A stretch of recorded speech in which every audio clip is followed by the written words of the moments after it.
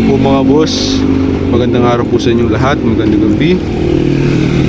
At sana po ngayon nasa maayos po kayong kalagayan habang pinapanood nyo po itong video to. At mga boss, humihingi po sana ako sa inyo ng tulong na i-follow at i-like at i-subscribe nyo po itong account ko, YouTube account at Facebook account. Mga boss, tignan nyo naman po si Kuya. Ang ganda ng aking mid-fade.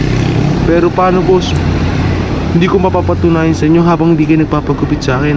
Kaya magpagupit na po kayo mga boss. Dito po sa Davis Barbershop po, dito sa Barangay del Remedio po.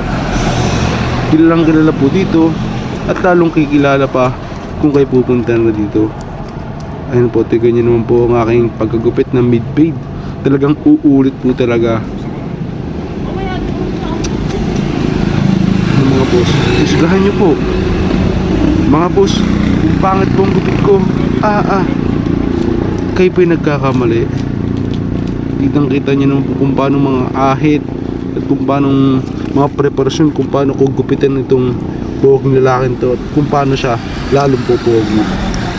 Siguro mga boss, ang daming chicks ito bukas.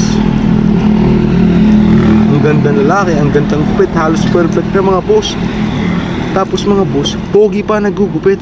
Kaya saan ka na? Dito ko na sa Davis Barbershop. Ano po mga boss, oh. Kung makikita nyo po ang mga resulta.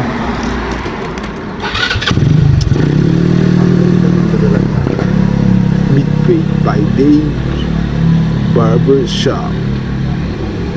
Ano po mga boss, matatapos na po ang video nito mga boss. Pero huwag nyo pong kakalimutang i-like, i-subscribe, i-follow at i-share po. At mag-comment rin po mga boss para dagdag engagement po para sa ating account.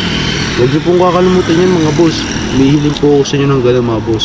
Kaya po mga boss, tagan nyo naman kung paano mga gupit at pagsusukulay po dito sa customer kong napakapoging to. Kaya mga boss, kung gusto nyo pong mabidyoan po sa akin Davis Barbershop, pagupit na po kayo sa akin. Kaya nyo po mga boss, kung paano ko